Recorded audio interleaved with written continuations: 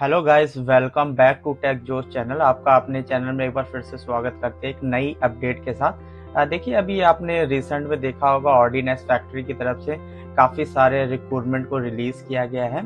तो ये भी एक ऑर्डिनेंस फैक्ट्री का ही रिक्रूटमेंट है, जो कि गन कैरिज फैक्ट्री जबलपुर का रिक्रूटमेंट है। तो इसी के बारे में हम लोग डिटेल्स में जानेंगे एक्चुअल में इसमें क्या क्या क्वालिफिकेशन को मांगा गया है।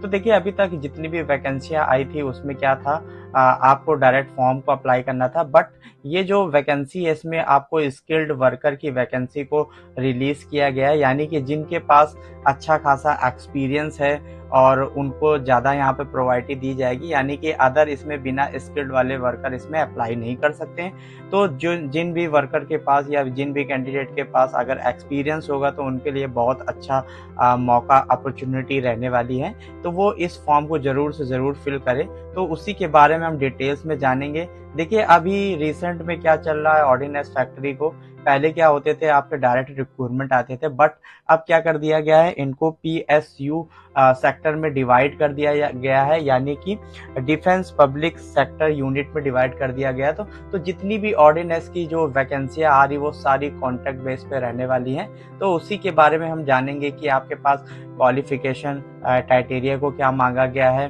क्या एजुकेशन क्राइटेरिया है, क्या आपको फॉर्म को कैसे फिल करना है, क्या क्वालिफिकेशन मांगी गई है। तो सारी चीज़ों को हम डिटेल्स में जानेंगे। चलिए, ज़्यादा टाइम ना लेते हुए चलिए वीडियो को स्टार्ट करते हैं। अगर बात करते हैं नोटिफिकेशन की, तो ये इनका एक ऑफिशियली नोटिफिकेशन है, जो कि गन कैरिज फैक्ट्री जबलपुर की तरफ से रिलीज किया गया है, जो कि Indian government ministry of defence के अंतर्गत वर्किंग करता है। यानी कि ये भी एक वैकेंसी है, बट ये जो वैकेंसी है आपकी कॉन्ट्रैक्ट बेस पर रहने वाली है। इसमें ये जो होता है advance weapons equipment Indian limited, यानी कि ये एडवांस वेपन्स को बनाती है। तो इसी के बारे में जानते हैं एडवर्टीजमेंट पे और क्या क्या डिटेल्स में इसमें मांगा गया है। तो देखिए, ये जो आपकी वैकेंसी रहने वाली है fixed tenure contract based vacancy रहने वाली है। बट इसमें जो वैकेंसी को मांगा वो गया है वो यानी कि स्किल्ड वर्कर के लिए। अगर आपके पास अच्छा एक्सपीरियंस है तो आप इस वैकेंसी को अप्लाई कर सकते हैं। इसमें अगर वैकेंसी की बात करते हैं तो इसमें आपको 14 पोस्ट को निकाला गया है। देखिए, इसमें स्किल्ड वर्कर की पोस्ट है तो इसमें जो आपकी सैलरी पैकेज रहने वाला है वो भी अच्छा खासा रहेगा। यानी कि इसमें जो सैलरी आपका पे स्केल रहने वाला 19,900 से लेके आपका बेसिक पे रहने वाला, प्लस आपको एप्लीकेबल डीए मतलब डियरनेस अलाउंस भी आपको प्रोवाइड किया जाएगा। यानी कि जो आपकी ग्रॉस सैलरी लगभग रहने वाली है वो 31,442 रुपीज पर मंथ आपकी रहने वाली है, जो कि काफी अच्छा पे स्केल है। ठीक है, उसके बाद बात करते हैं। देखिए, इसमें साफ साफ मेंशन किया गया है कि आपका कॉन्ट्रैक्ट बेस कैसा रहने वाला है। तो इसमें देखिए, यहाँ पे आपको मेंशन दिया है ये कॉन्ट्रैक्ट बेस भर्ती है।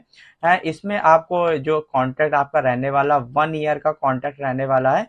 और फिर उसको फर्दर रिक्वायरमेंट जो भी इनकी फैक्ट्री में जो भी रिक्वायरमेंट्स होगा, यानी कि उसके अकॉर्डिंग ये आपका जो टेन्योर बेस है उसको बढ़ा भी सकते हैं एज आपकी परफॉर्मेंस के बेस पे। ठीक है, उसके बाद कुछ और भी डिटेल्स में जानते हैं। जैसे ये जो पोस्ट आपकी निकली है मशीनिस्ट पोस्ट की है। ठीक है, अगर आपके पास सीएनसी ऑपरेटर का सर्टिफिकेट है, यानी कि आप सीएनसी ऑपरेटर का जो सीएनसी ऑपरेटिंग मशीन होती है उसको अगर आप अच्छे से ऑपरेट करना जानते हैं या उसका आपके पास एक्सपीरियंस है तो आप इस फॉर्म को भर सकते हैं। इसमें जो नंबर ऑफ वैकेंसी यानी कि 10 पोस्ट को निकाली गई है। देखिए, इसमें साफ साफ मेंशन किया गया है कि आपके पास क्या क्या आपके पास स्किल्ड होना चाहिए। यानी कि L F G Dhanush, L F G empty, यानी कि आपके पास ये सारा आपको प्रॉपर वर्किंग आना चाहिए इसमें। और प्लस उसके बाद आपके पास आपको क्या नाम, ये जो भी वर्नियर कैलिपर्स है, यानी कि मेजरिंग इंस्ट्रूमेंट जो भी है ना, just like vernier calliper, micrometer, इन सभी को आपको प्रॉपर रीडिंग करना, इनको ऑपरेट करना आपको अच्छे से आना चाहिए। देखिए, यही सारी इसमें स्किल्ड को यहाँ पे प्रेफरेंस दिया जाएगा जिनके पास इन इन सभी स्किल्ड की नॉलेज होगी या सीएनसी ऑपरेटर की नॉलेज होगी, तो वो इस फॉर्म को आराम से भर सकते हैं और इनको ज़्यादा प्रायोरिटी दी जाएगी। ठीक है, उसके बाद बात करते हैं क्या नाम फिटर की। तो इसमें फिटर के लिए भी वैकेंसी को निकाला गया है, इसमें भी इनका एक्सपीरियंस मांगा गया है। यानी कि इसमें जो नंबर ऑफ वैकेंसी आपकी 4 रहने वाली है। तो इसमें आपको क्या होगा, आपके पास असेंबली का नॉलेज यानी कि आपको फिटिंग का नॉलेज होना चाहिए, असेंबली में आपने अगर वर्क किया है उसका नॉलेज होना चाहिए, यानी कि प्रॉपर आपकी स्किल को यहाँ पे चेक किया जाएगा। देखिए इसमें इन्होंने एक नोटिस भी यहाँ पे मेंशन किया गया है कि देखिए ये जो गन कैरिज फैक्ट्री यानी कि जबलपुर की तरफ से जो वैकेंसी निकाली गई है SC ST OBC PWD candidate के लिए, तो उसमें क्या हो गया, एक्सपीरियंस की बात करते हैं ना, आपको मिनिमम जो इन्होंने एक्सपीरियंस यहाँ पे मांगा गया है वो 3 ईयर टू 6 ईयर का एक्सपीरियंस आपके पास मिनिमम रहना चाहिए रिलेवेंट फील्ड में। अगर आप सीएनसी मशीनिस्ट से अप्लाई करें तो आपके पास सीएनसी मशीन का क्या नाम सर्टिफिकेट होना चाहिए, एक्सपीरियंस सर्टिफिकेट। अगर आप फिटर से अप्लाई करें तो आपके पास असेंबली और फिटिंग का एक्सपीरियंस सर्टिफिकेट होना चाहिए, तभी आप इस फॉर्म को अप्लाई कर सकते हैं। और जिनके पास ये एक्सपीरियंस है तो उनको ज़्यादा यहाँ पे प्रायोरिटी दी जाए, उनके उनके लिए बहुत ही अच्छा रिक्रूटमेंट है और वो इजीली इस फॉर्म को अप्लाई कर सकते हैं। ठीक है, नोटिस पे देखिए, यहाँ पे देखते हैं, देखिए ये जो इसमें क्या है, इन्होंने साफ साफ नोटिस में मेंशन किया है कि जब आपको स्किल्ड यानी कि ट्रेनिंग के लिए बुलाया जाएगा, देन या अगर आप शॉर्ट लिस्टेड होते हैं तो आपको इंटरव्यू के लिए बुलाया जाएगा, तो उसमें आपको ये जो स्किल आप इसमें मेंशन करेंगे या जो भी सर्टिफिकेट या एक्सपीरियंस सर्टिफिकेट लगाएंगे तो उनको वो बाकायदा वहां पे सारी टेस्ट की जाएंगी। अगर आपके पास जो भी आपने मेंशन किया होगा वो सारी स्किल्ड आपके पास होनी चाहिए। ठीक है, उसके बाद एजुकेशन क्वालिफिकेशन की बात करते हैं तो देखिए इसमें for the post maintenance S1 number 01 to as a 02, यानी कि ये जो वैकेंसी निकाली इसमें डिप्लोमा और डिग्री दोनों बच्चे अप्लाई कर सकते हैं। और आपके पास एनटीसी या एनएसी सर्टिफिकेट होना चाहिए, एनसीवीटी या एससीवीटी या एससीवीटी सर्टिफिकेट या आईटीआई भी है तो भी आप इस फॉर्म को, यानी कि बेसिकली बोला जाए अगर आपने डिग्री किया है, डिप्लोमा किया है, प्लस आपके पास आईटीआई है या अप्रेंटिस है, यानी कि अगर आपने डायरेक्ट अप्रेंटिस किया तो भी आप अप्लाई कर सकते हैं। इसमें कोई भी वैसा इन्होंने कंडीशन को यहाँ पे नहीं रखा है, सभी लोग अप्लाई कर सकते हैं, बट कंडीशन उनकी यही है कि आपके पास 3 ईयर टू 6 ईयर का एक्सपीरियंस सर्टिफिकेट होना चाहिए, वो भी रिलेवेंट ट्रेड में। ठीक है, उसके बाद एज लिमिट की बात करते हैं, 18 से 35 ईयर इसकी नॉर्मल एज को रखा गया है। उसके बाद एज अ कैटेगरी वाइज आपको रिलैक्सेशन भी प्रोवाइड किया जाएगा, जस्ट लाइक SC ST के लिए 5 ईयर का relaxation, for OBC non creamy layer के 3 ईयर का रिलैक्सेशन एंड एक्स सर्विसमैन के लिए 3 ईयर का प्लस रिलैक्सेशन आपको प्रोवाइड किया जाएगा। देखिए अब बात करते हैं हाउ टू अप्लाई की, तो देखिए अभी बहुत सारी रिसेंट में वैकेंसियां चल रही हैं ऑर्डिनेंस फैक्ट्री की, जस्ट लाइक कानपुर हो गया, अभी रिसेंट है ये जबलपुर का नोटिफिकेशन है, और भी बीच में भी काफ़ी सारे नोटिफिकेशन आए थे। तो जो भी एप्लीकेशन फॉर्म है उनका सबका लगभग एप्लीकेशन फॉर्म सेम रहने वाला है। तो अभी मैं लास्ट में उसमें डिस्कस करूंगा कि आपको फॉर्म को कैसे अप्लाई करना है, सारी डिटेल्स में चीज़ों को बताऊंगा।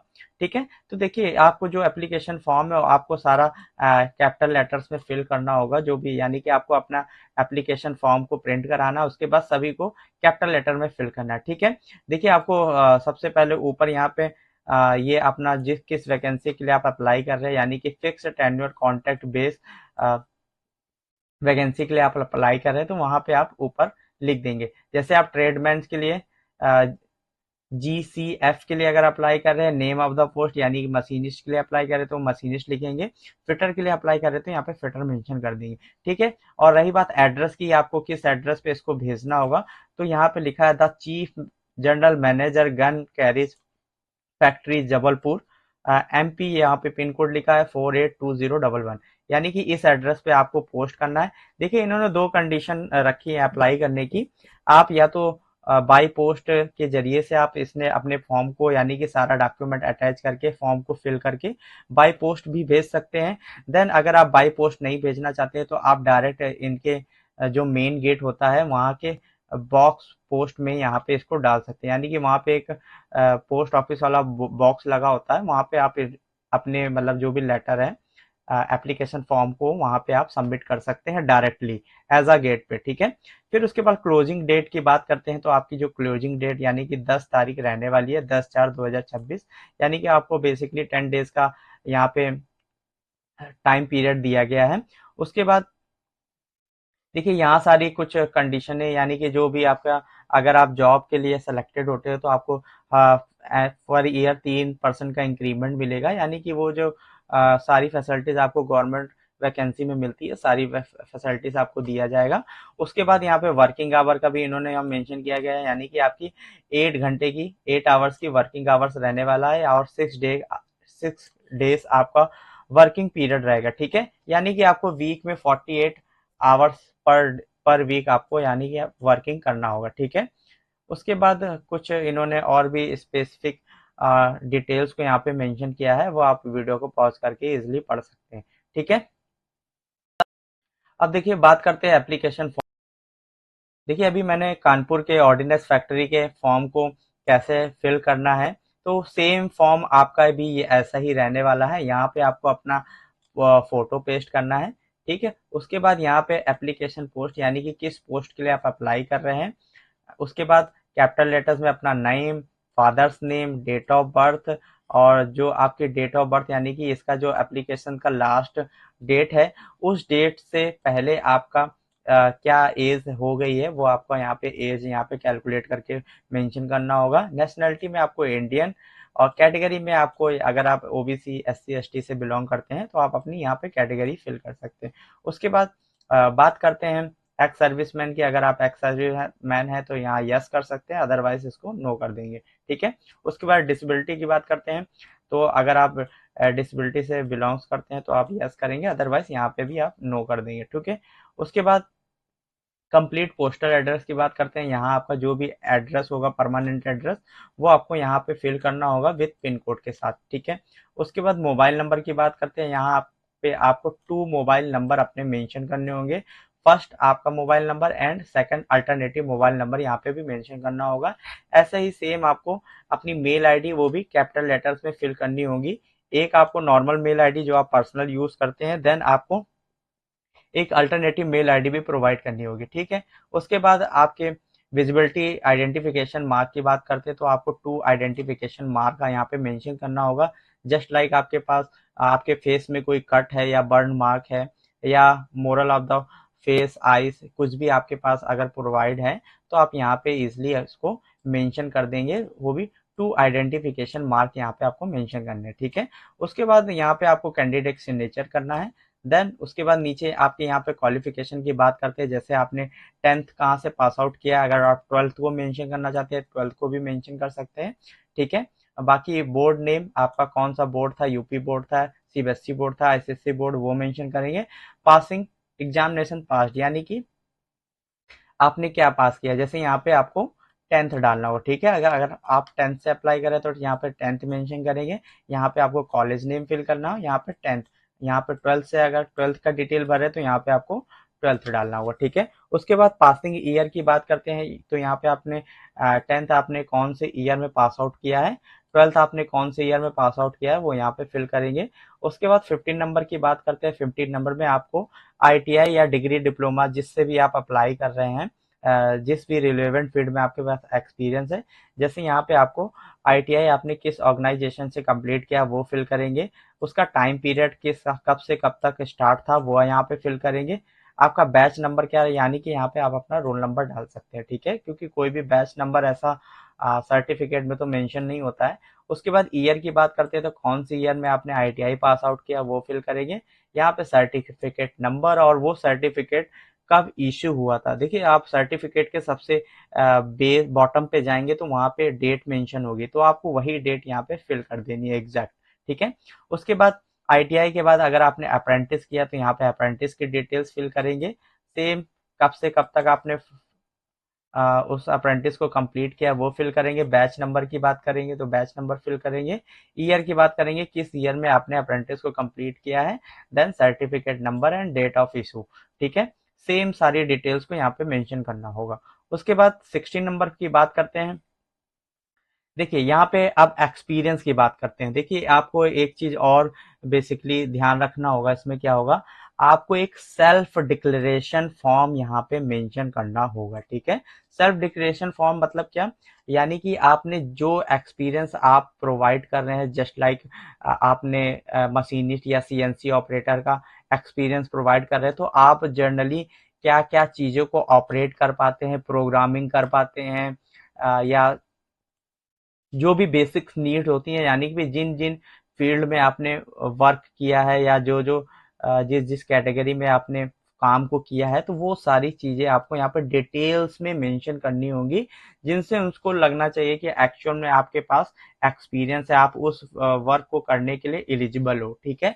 तो वो सारी डिटेल्स में आप अपने अपने हैंड नोट में आप यहाँ पे लिखेंगे, ठीक है। उसके बाद किस कंपनी से आपने एक्सपीरियंस को लिया है या एक्सपीरियंस सर्टिफिकेट है किस कंपनी का, वो डिटेल्स यहाँ पे फिल करेंगे। आपका डेजिग्नेशन क्या रहने वाला है, पीरियड फॉर्म कब से कब तक था आपका period form, nature of duties क्या थी, तो वो सारी चीज़ों के यहाँ पे मेंशन करके देन आपको यहाँ पे हैंड रिटन में पॉइंट वाइज अपनी डिटेल्स को फिल करना है। फिटर वाले अगर एक्सपीरियंस लगाते हैं तो उनको उन्होंने किस असेंबली में काम किया है, क्या वर्क किया एक्चुअल में, वो किस जैसे माइक्रोमीटर यूज करते थे या वर्नियर कैलिपर यूज करते थे, कैसे रीडिंग लेते थे, उनके पास स्किल्ड क्या है, उन्होंने वहाँ पे क्या क्या सीखा है, तो आप अपनी लैंग्वेज में यहाँ पे सारी डिटेल्स को फिल करेंगे। जब आपका इंटरव्यू होगा यानी कि जब आपको बुलाया जाएगा ट्रेड टेस्ट के लिए, तो आपको ये सारी चीज़ें वहाँ पे दिखानी होगी। उसके बाद यहाँ पे कैंडिडेट सिग्नेचर फिल करना होगा। चेकलिस्ट की बात करते हैं, देखिए यहाँ पे आपको जो भी आपने फॉर्म को फिल किया है ये एक चेकलिस्ट है, यानी कि डेट ऑफ बर्थ प्रूफ आपको यहाँ पे लगाना है। जो जो आप डॉक्यूमेंट लगाएंगे वो यहाँ पे यस करेंगे, जो डॉक्यूमेंट नहीं लगाएंगे वो आप यहाँ पे नो कर देंगे, ठीक है।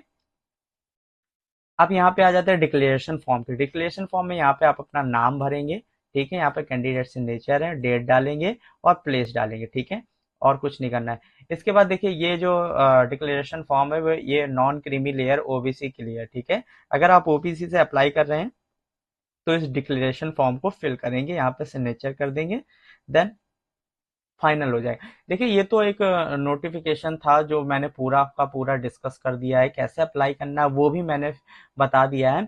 देखिए अगर आपको फिर भी इस फॉर्म को भरने में कोई ना कोई प्रॉब्लम आ रही है तो आप क्या कर सकते हैं, मैंने एक प्रॉपर लाइव वीडियो बनाया है कि एक्चुअल में फॉर्म में क्या क्या डिटेल्स को फिल करना है, कैसे आपको चीज़ों को सबमिट करना है, सारी चीज़ों को मैंने उसमें स्टेप बाय स्टेप को डिटेल्स में बताया है।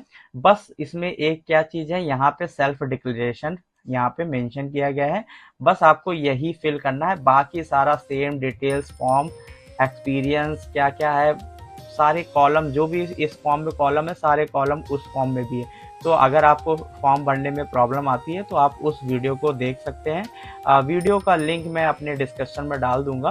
फिर भी अगर आपको कोई प्रॉब्लम आती है तो आप मेरे को कमेंट कर सकते हैं, मैं सबका रिप्लाई करूंगा।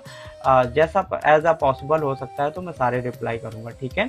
बाकी मिलते हैं नेक्स्ट वीडियो में। जय हिंद, जय भारत।